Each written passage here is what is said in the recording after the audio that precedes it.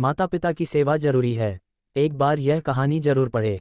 पढ़ाई पूरी करने के बाद एक छात्र किसी बड़ी कंपनी में नौकरी पाने की चाह में इंटरव्यू देने के लिए पहुंचा। छात्र ने बड़ी आसानी से पहला इंटरव्यू पास कर लिया। अब फाइनल इंटरव्यू कंपनी के डायरेक्टर को लेना था और डायरेक्टर को ही तय करना था कि उस छात्र को नौकरी पर रखा जाए या नहीं। डायरेक्टर ने छात्र का सीवी करिकुलर विटाई देखा और पाया कि पढ़ाई के साथ साथ यह छात्र इसी एक्स्ट्रा करिकुलर एक्टिविटीज़ में भी हमेशा अव्वल रहा। डायरेक्टर, क्या तुम्हें पढ़ाई के दौरान कभी छात्रवृत्ति स्कॉलरशिप मिली? छात्र, जी नहीं।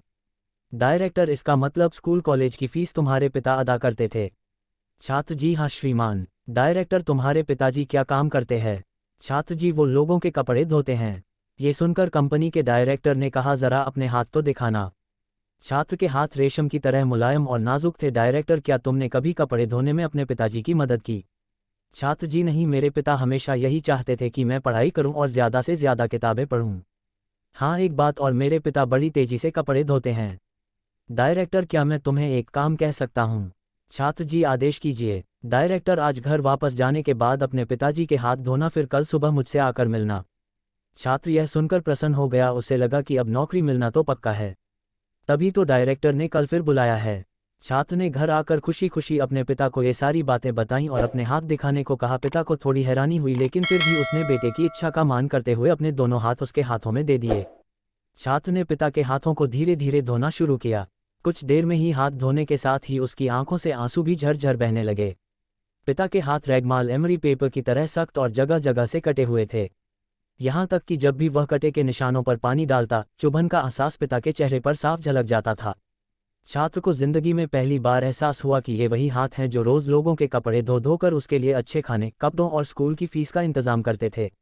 माता पिता की सेवा, पिता के हाथ का हर छाला सबूत था उसके एकेडमिक करियर की एक एक कामयाबी का।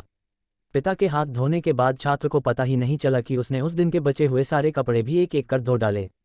उसके पिता रोकते ही रह गए, लेकिन छात्र अपनी धुन में कपड़े धोता चला गया। उस रात बाप बेटे ने काफ़ी देर तक बातें की। अगली सुबह छात्र फिर नौकरी के लिए कंपनी के डायरेक्टर के ऑफिस में था। डायरेक्टर का सामना करते हुए छात्र की आंखें गीली थीं। डायरेक्टर, हूं तो फिर कैसा रहा कल घर पर? क्या तुम अपना अनुभव मेरे साथ शेयर करना पसंद करोगे? छात्र, जी हाँ श्रीमान, कल मैंने जिंदगी का एक वास्तविक अनुभव सीखा। नंबर 1, मैंने सीखा कि सराहना क्या होती है। मेरे पिता न होते तो मैं पढ़ाई में इतनी आगे नहीं आ सकता था। नंबर 2, पिता की मदद करने से मुझे पता चला कि किसी काम को करना कितना सख्त और मुश्किल होता है। नंबर 3, मैंने रिश्तों की अहमियत पहली बार इतनी शिद्दत के साथ महसूस की। डायरेक्टर, यही सब है जो मैं अपने मैनेजर में देखना चाहता हूं। मैं ये नौकरी केवल उसे देना चाहता हूं जो दूसरों की मदद की कद्र करे, ऐसा व्यक्ति जो काम किए जाने के दौरान दूसरों की तकलीफ भी महसूस करे, ऐसा शख्स जिसने सिर्फ पैसे को ही जीवन का ध्येय न बना रखा हो। मुबारक हो, तुम इस नौकरी के पूरे हकदार हो। आप अपने बच्चों को बड़ा मकान दे, बढ़िया खाना दे, बड़ा टीवी, मोबाइल, कंप्यूटर, सब कुछ दे, लेकिन साथ ही अपने बच्चों को यह अनुभव भी हासिल करने दे कि उन्हें पता चले कि घास काटते हुए कैसा लगता है। उन्हें भी अपने हाथों से ये काम करने दें। खाने के बाद कभी बर्तनों को धोने का अनुभव भी अपने साथ घर के सब बच्चों को मिलकर करने दें। ऐसा इसलिए नहीं कि आप मेड पर पैसा खर्च नहीं कर सकते, बल्कि इसलिए कि आप अपने बच्चों से सही प्यार करते हैं। आप उन्हें समझाते हैं कि पिता कितने भी अमीर क्यों ना हो, एक दिन उनके बाल सफ़ेद होने ही हैं। सबसे अहम है आपके बच्चे किसी काम को करने की कोशिश की कद्र करना सीखें। एक दूसरे का हाथ बढ़ाते हुए काम करने का जज्बा अपने अंदर लाएं।